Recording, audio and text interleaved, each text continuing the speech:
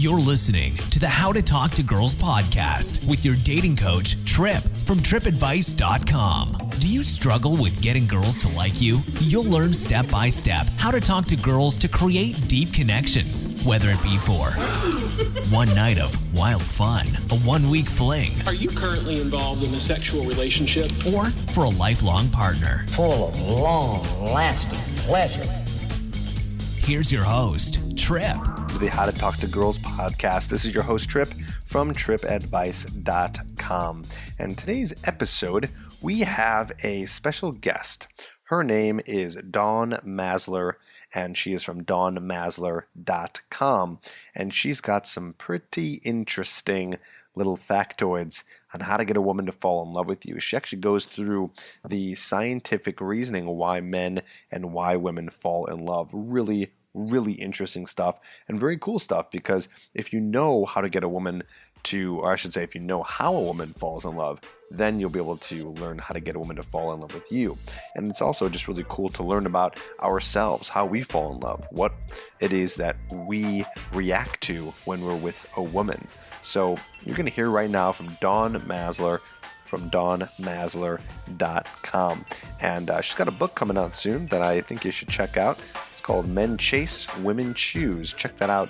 It is on Amazon. All right, so here is our interview with Miss Dawn Maslar. I think you're going to like it.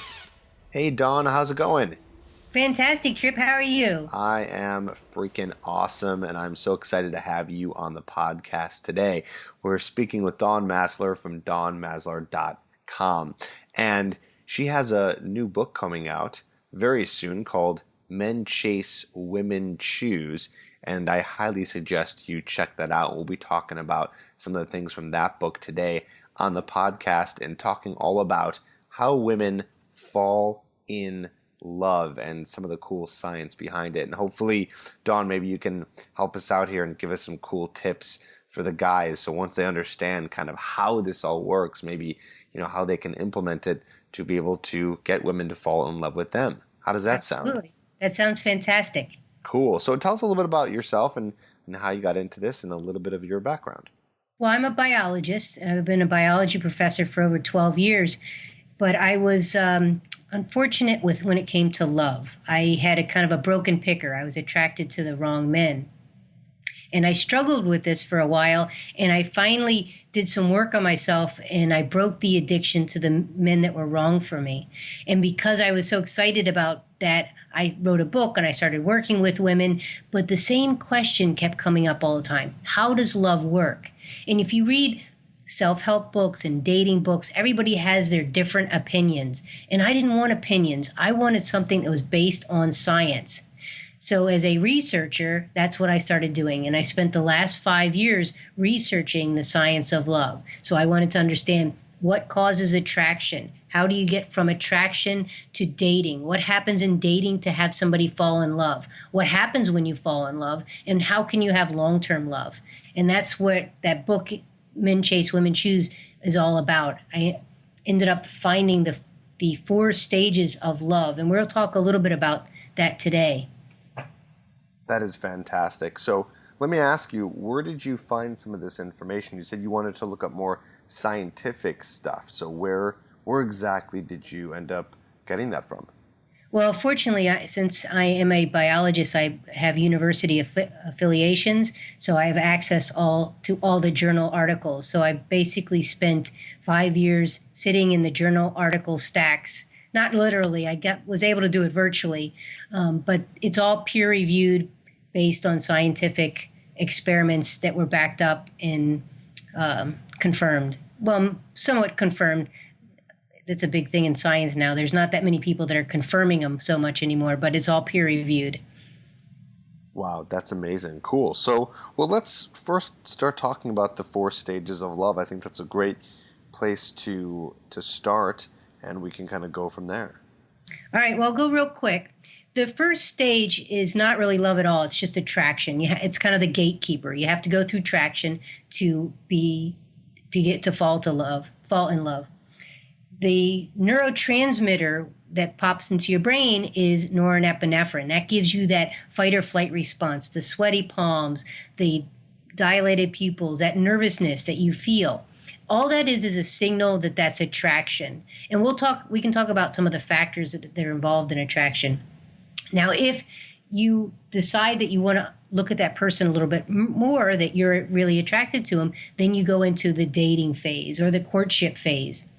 That is when certain neurotransmitters build up, and they're different for men or for women. And the important thing for your listeners is for a woman to fall in love, it is oxytocin and dopamine. And oxytocin is the neurotransmitter of trust. It's also the neurotransmitter of touch and cuddling and bonding. And then dopamine is when they're excited. So I can tell you a few tricks on how to get a woman interested, attracted, and excited, and possibly to fall in love, which is the third phase, falling in love. Now, here's the interesting part. When you fall in love, parts of your brain shut down. One of the big parts is your ventral medial prefrontal cortex. That's the part of your brain that judges the other person. So when you fall in love, that's why they say love is blind. You can't really see the other person for who they are. You just basically look at the good in the other person. And that occurs for about 2 years. And then after the 2 years, your brain comes back. And then that's the phase, there's a fourth phase that I call true love. If you choose to stay in love and start practicing, biologically speaking, it's really easy to be in love, fall in love, but it's much harder to stay in true love. And it's more of a conscious decision. So those are the 4 phases, and they're all biologically different. Now, you said you did something called the Great Love Experiment. Does what you just said here have anything to do with acting it out, or how did that all work in the Great Love Experiment? Most of my work is based on scientific experiments. So I basically take those scientific experiments and we act them out on the stage. Now, one of the experiments is who's attracted to who. So we do the smell test. Now, there was a study that they took sweaty T-shirts that had the men wear sweaty T-shirts for 3 nights in a row and bring them in, and the women smelled them on a blind smell test, and they found out who she was most attracted to. So we do that on the stage. The woman is going to be most attracted to a man of opposite immune systems. So speaking biologically, that makes perfect sense, because if you have children based on that attraction, they're going to have the best complement of immune cells. So that makes really perfect sense. But the other issue when it comes to that is fear. So you're going to be, it's a combination of who you're attracted to and then who you trust. So if you're attracted to somebody with opposite immune system, it could be somebody from the complete opposite end of the world that you have no affiliation with. You don't even speak the same language. So you have to have a certain amount of familiarity to be able to see that attraction come into fruition. Does that make sense? Yeah, no, that makes perfect sense. Is there any way, so that's just going to happen naturally. Is there any way guys can tap into that at all?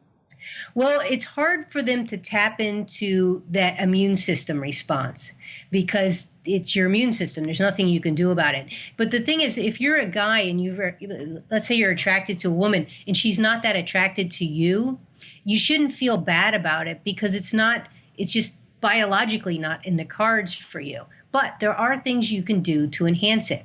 Now, remember I told you the first thing of attraction is norepinephrine. That's the fight or flight response.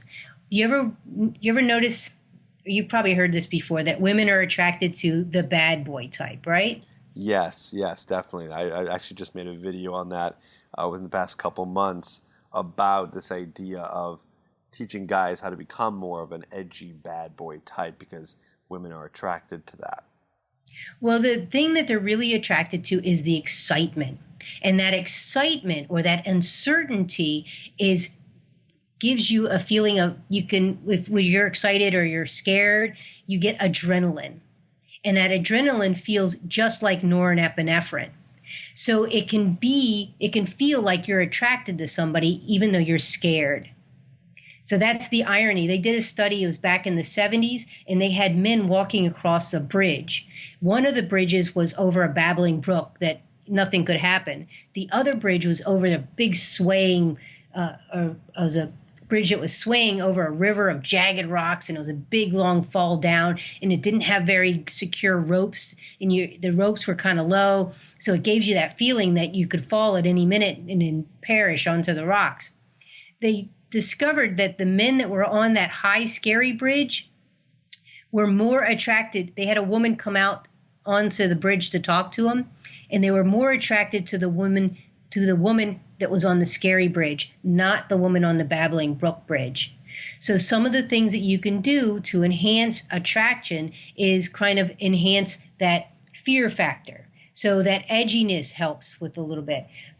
Taking them to a scary movie on their first date.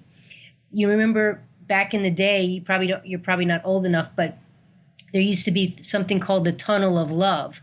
Well, the Tunnel of Love was just a scary ride. And they called it the Tunnel of Love is because by the time you got out, the woman was really attracted because she was scared.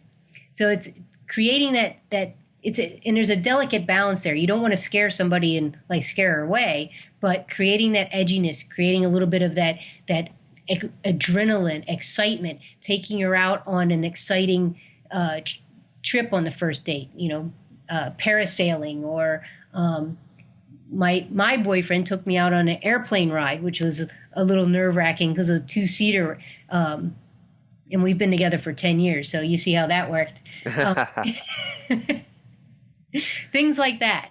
Yeah, I can imagine taking a girl skydiving for the first date. She'll definitely be in love with you after that. Yeah, she would. That's so cool. Okay, cool. So those are the four. She wouldn't be in love. She would be attracted. Now, to get her to fall in love, okay. For women, she needs those two neurotransmitters. One is dopamine, dopamine is excitement, uncertainty. Again, that bad boy kind of thing where if he doesn't call right away, creates that uncertainty. And the other one is oxytocin, where you learn to trust. You can also touching, cuddling, caressing, social media. If you're writing to her, texting her, those can help increase those two neurotransmitters. And if they get up to a certain point, that's when she falls in love. And if she falls in love, you're golden for a couple years. So this is after she is attracted to you, though. You can't really can you skip the attraction phase and get her to fall in love? How does that work? Well, there is a possibility that you can skip the attraction phase.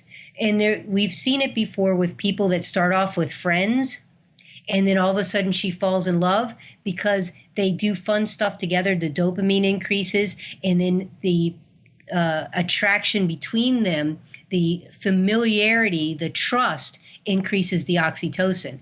By the way, one of the best ways to skyrocket oxytocin is an orgasm.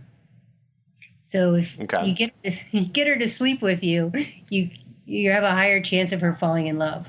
Interesting. Okay, so for women, if you can sleep with them at a faster pace, then they'll feel that love a little quicker. For women, yes. It doesn't happen the same way for men, though. How does it work for men? Well, for men, it is a combination of dopamine again, but it's testosterone and vasopressin. So testosterone increases when he's attracted to a woman. That's what gives you that, like, if you've ever been in a situation where like a woman has walked by and you got that like buzz where you're like, whoo, and you kind of, it really got your attention and you sit up straighter, that's a little kick in your dopamine. Oftentimes a woman one of the things that men are attracted to is pheromones. And one of the pheromones is copulins. Copulin is produced when she's having when she's ovulating. So that's released into the air. So a woman could be walking by and you don't even have to see her, but you can get a whiff and go, hey, and turn around and be attracted to her. Where was I going with that? Where I was going with that is that testosterone gives you that boost. So if you're competing with other men for her attention, all that kind of stuff gives you that boost. You're getting a win, you go on a date, she likes you, boom, increase your testosterone. So the other one is vasopressin. Vasopressin goes up when you're sexually attracted, but not when you orgasm. It goes down quickly. So in other words, you need to be sexually attracted over an extended period of time. And if you have sex too quickly for a man, he may lose that loving feeling. He may never fall in love. Really? Mm-hmm. Interesting. Wait, so explain that again. Well, for a man, the vasopressin has to increase for him to fall in love. The vasopressin increases as he's sexually excited, but it rapidly decreases when he has an orgasm. So he needs to stay up to a certain point, and basically those chemicals need to stay up to a level to reach a tipping point. Once it's on the tipping point, you can have as much sex as you want. It won't affect it because you've already fallen in love. But what we're doing is there's a neurological tipping point where, remember I told you parts of your brain shut down? Right. The chemicals build up to a certain point that cause that cascading effect. So certain parts of your brain shut down. You go through like this neurotransmitter craziness. Let me ask you a question. Serotonin. Serotonin is the hormone of happiness. When you fall in love, what do you think it happens to it? Up or down? Goes up. Wrong. It actually drops. Really? Is that hilarious? That's very counterintuitive. How so? It drops to the level of someone with OCD, obsessive compulsive disorder. That's one of the reasons why when you fall in love, you're completely obsessed with the other person. And you want to be around them all the time. It also, here's the next one, cortisol, which is the stress hormone, up or down? I would say that goes up. It does. That's what makes you kind of nervous all the time. You want to be around them. But the thing is, you don't feel it as being anxious and nervous because of the parts of your brain that shut down. One of the big parts is your amygdala, which is your part of your alarm system. So when that shuts down, the cortisol can be high, but it's not sounding the alarm. Wow. And it's also one of the reasons why your buddy or you can be with a woman and she can do something crazy and the guy's going, why is that guy with her? And the guy can't see it because he's fallen in love. And the same thing with women. Interesting. So even if a guy is dating a girl for a couple of years, he might not be able to see it because he's in love if they're acting a little nuts.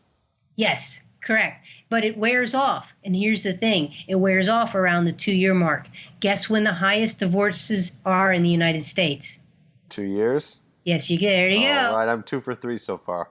Ding, ding, ding. Wow, that's so interesting. I actually know a few people who have gotten divorced after 2 years.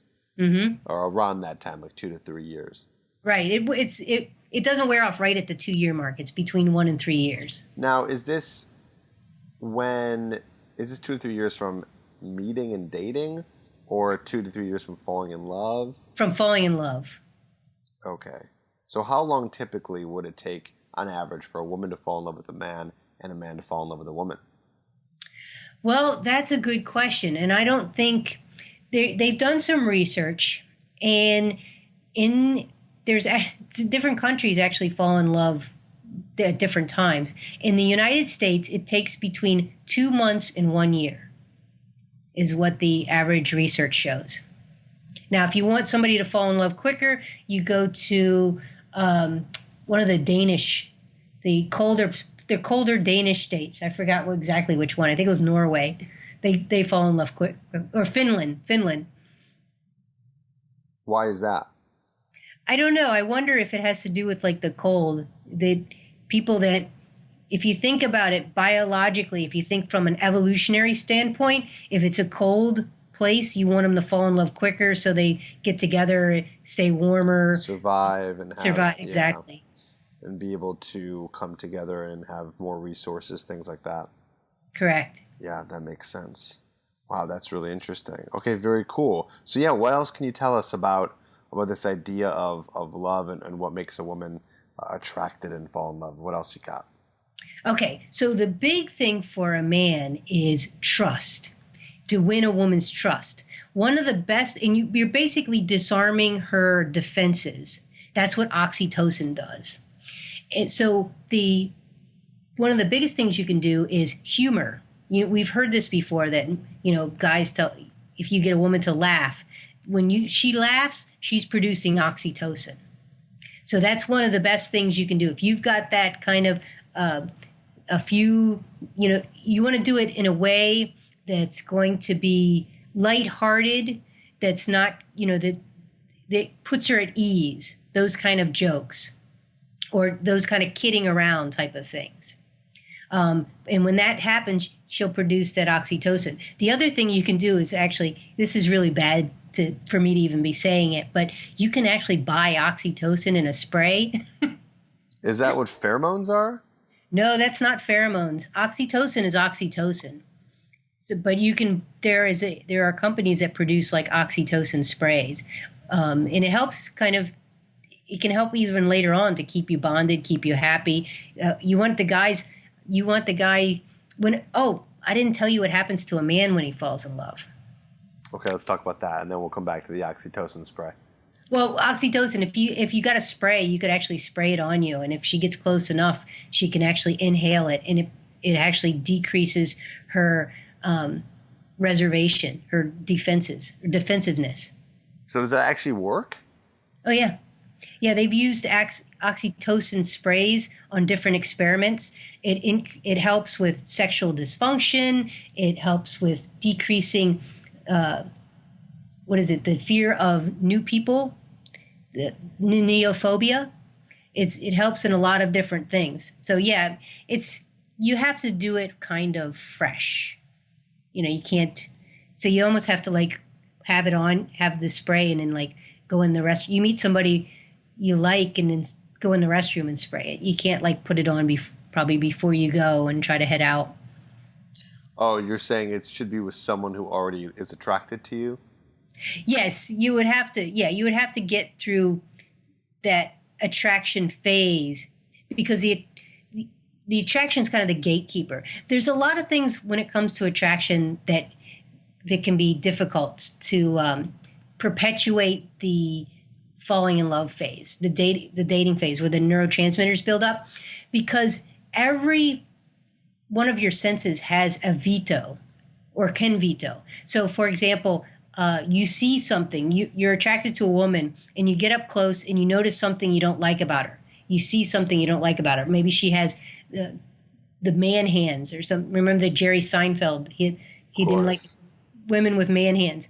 That man hand, when you spot that, it shuts the whole process down. So you could be building up your neurotransmitters, but it's just like, whoa, it's like shutting down the computer. Nothing's going to happen. So it could be your sense of smell, pheromones. It could be sense of taste and smell with like the first kiss. If it's a bad first kiss, 60% of relationships have ended because of a bad first kiss. Like it just shuts everything down. So make sure you bring Beth mints. You're not too slobbery. Also, touch can have a big play. So one of the best places to meet a woman, it actually is a coffee shop. Because if she's holding something warm in her hands, she thinks that the person that she's talking to is more likely to be warm and attractive and generous. If she's holding something cold, like a cold beer, she's more likely to judge you as being cold and stoic and cheap. So you really want her to be on a nice coffee shop with a fluffy couch, because the couch can actually have an effect. A fluffy seat makes a person feel more comfortable, and in a hard seat would actually have them make them feel that you are a bit of a hard butt. I'm gonna be kind and say it right. So what about on a first date taking a girl to get coffee in a nice cozy setting? Would that be a good idea? Or yes, that's the best idea. Make sure she gets a hot coffee. So probably not the best idea to go to some stiff lounge and get a cold drink. Correct. Wow, interesting. But the alcohol does kind of shut off part. The thing about alcohol is that part of your brain that judges the other person, the prefrontal cortex, does start losing a little bit of it. It starts disconnecting it. That's one of the reasons why we do stupid things when we drink. Right. We have a little less inhibitions. Right. Right. So I feel like that's maybe interesting to do that for a temporary, way of getting a girl maybe interested in you or attracted to you, or maybe easier to sleep with you because there's alcohol involved, but probably doesn't sound like a very sustainable way of attraction. No, it is not. In that you are correct. If you are looking for a cheap and easy, that's a way to go. But if you were looking for a long-term meaningful relationship, you want to start off the right way. Right, exactly. Okay, so cool. So let's keep going. What else you got? Okay, I was going to talk about, men, when he falls in love. One of the reasons why men tend to hesitate, and this is a complaint I get from women all the time, where he was coming on so strong and all of a sudden he seemed to back off. And the reason men hesitate before they fall in love is that when he falls in love, his testosterone drops.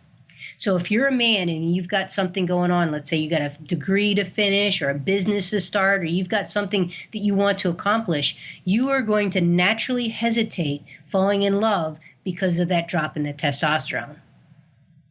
Interesting. Okay, so that's why guys might be slow to commit. Well, that's all right. So now, I don't know if I should tell you guys this. Now you have to. I tell women this, but I'm like, I can tell the women, but should I tell the guys? Okay.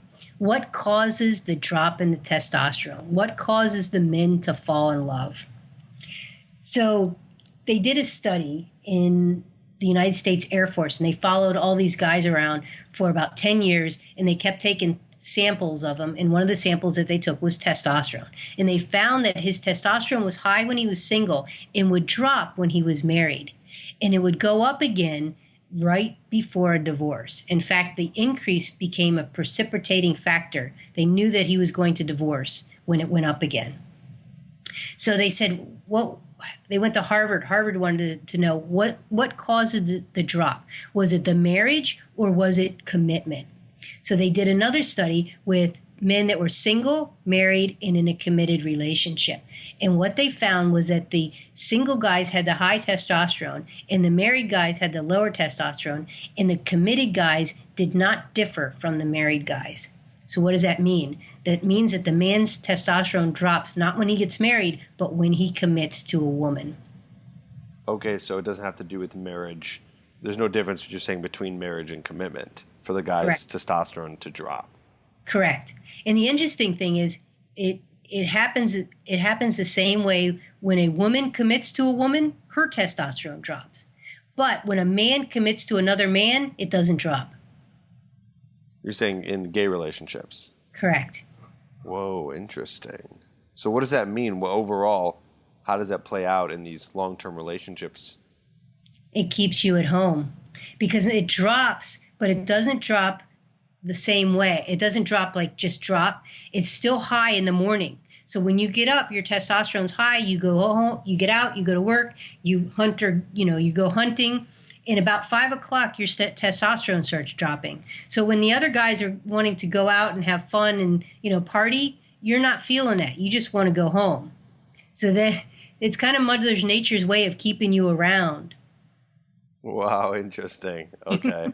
Very interesting. So what does that mean then for a man's testosterone to drop while they're committed? Does that mean that they are less likely to be, I don't know, attracted to other women or seek out other women? Or absolutely. Is that the only effect, or is there other effects? It's a huge effect because now, think about it, you're competing with heavily testosterone-laden men that are single out there. You're not going to feel like competing as much. And there was a study that found that once a man is committed and his testosterone drops, he actually stays a further distance from an attractive female than other men.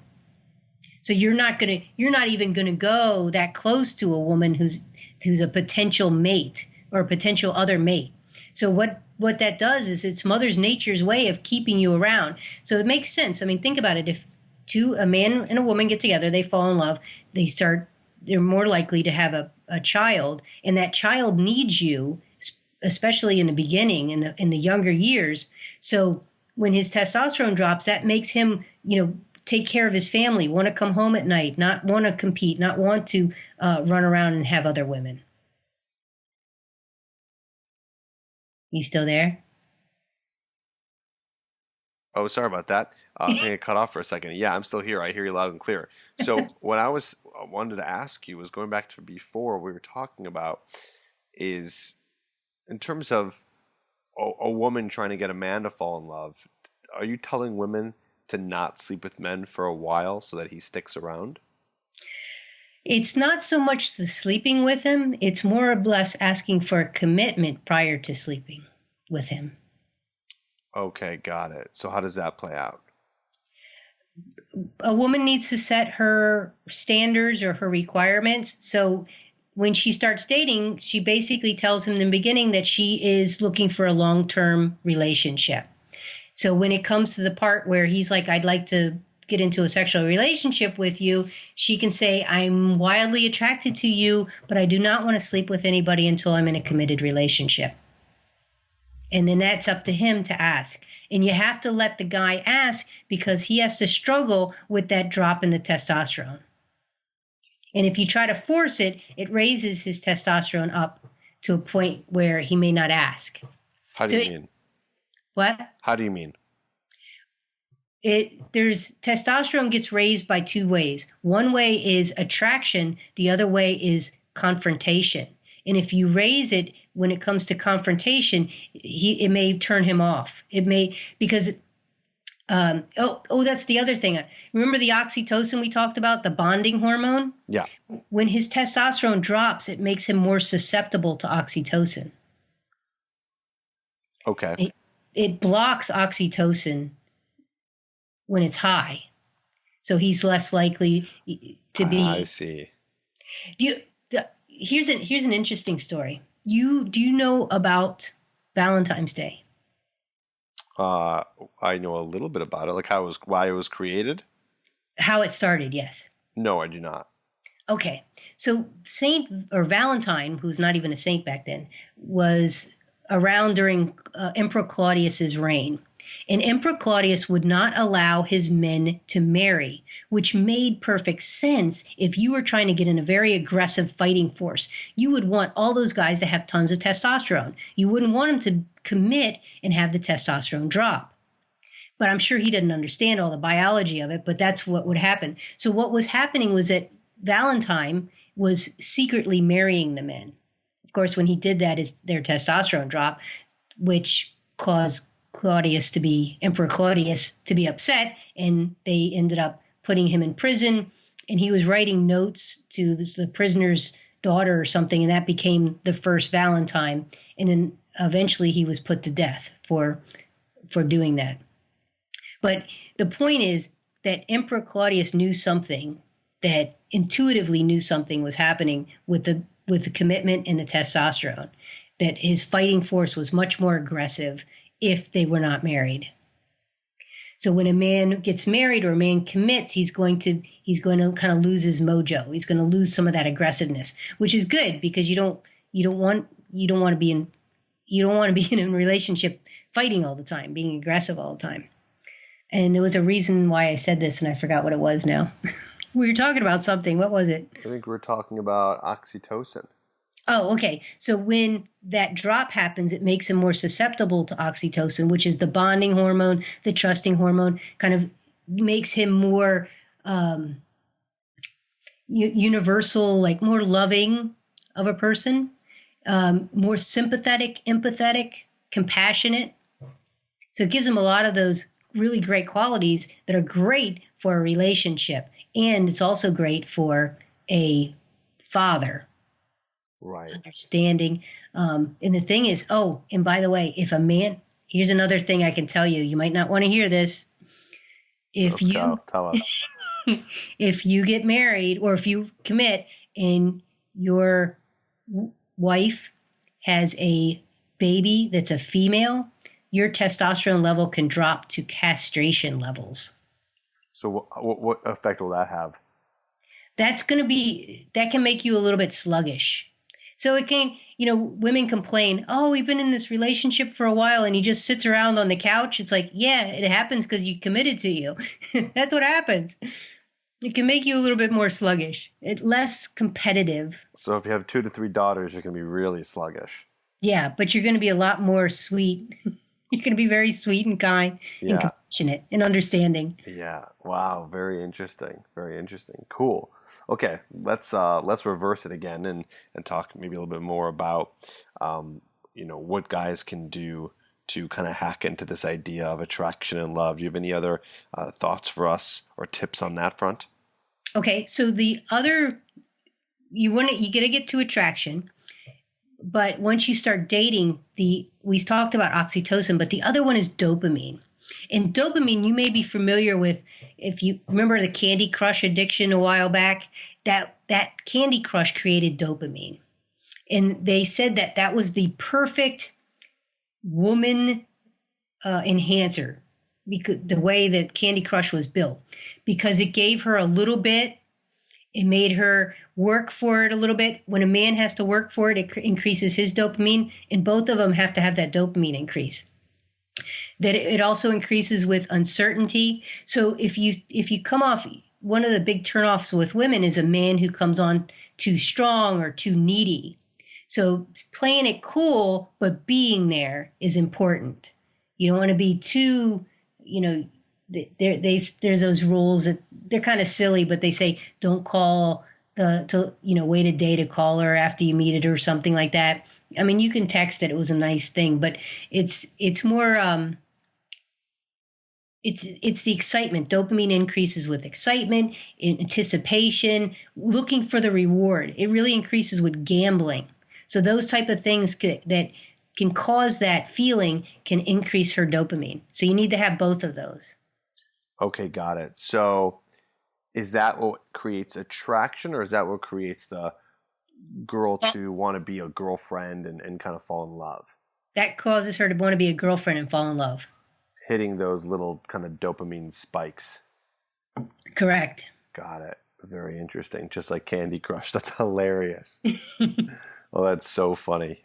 Because I've had a few girlfriends who have played Candy Crush and are obsessed with it.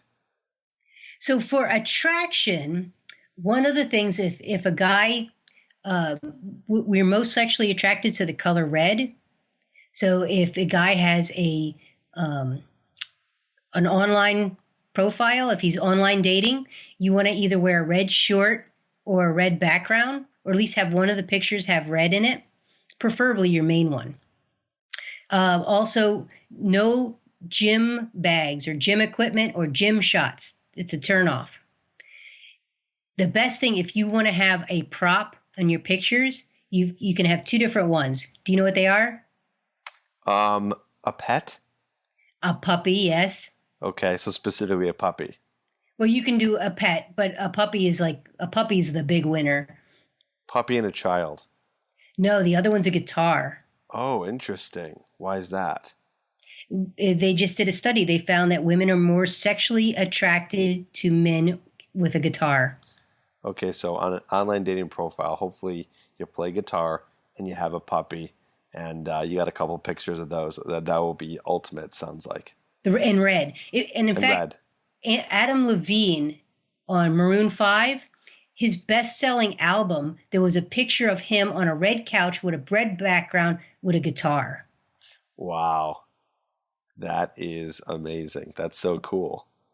I love it. I love all these little secret tips and tricks. These are really fun. I think a lot of guys can get a lot out of this. So if they want more of this, then I highly suggest that they check out Men Chase Women's Shoes, which should be coming out in the next couple of weeks.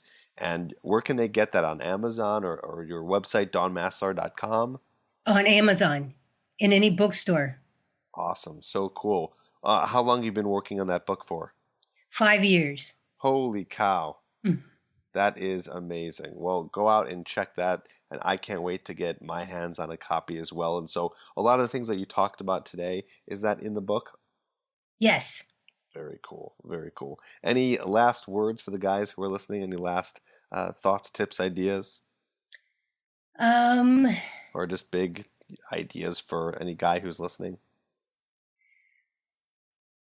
Oh, all this stuff's running through my head. One of the big things is make amends to your mom. If you're not close to your mom, that can have an effect on your dating. I didn't mention this, but we're mostly attracted to somebody who is similar to our parents, the opposite sex, if we like them. And if not, we get the opposite. So if you're having issues with your mom, one of the best things you can do for your dating life is forgive and make amends. Wow, that's deep. Very interesting. What if you can't and they're passed away? Well, all you have to do is do it in your head. So if you can come to acceptance in your own head, that helps you to get past that. So it's not just about actually talking to them necessarily or going through it, but it's also about coming to terms with it in your own mind. Right. It's healing yourself. Awesome. Because dating is really, it's just what's happening in your brain. So what's happening in your brain is the way you think about it. Right. I love it. Very cool. Dawn, thank you so much for joining us on How to Talk to Girls. Guys, check her out, dawnmaslar.com. I'll put that in the show notes. Dawn, thank you so much. Thank you, Trip. Thank you for having me. Absolutely. Don't forget to subscribe to the podcast and write a review. Over 18 and want a question answered on the podcast? Email all your questions to trip@tripadvice.com.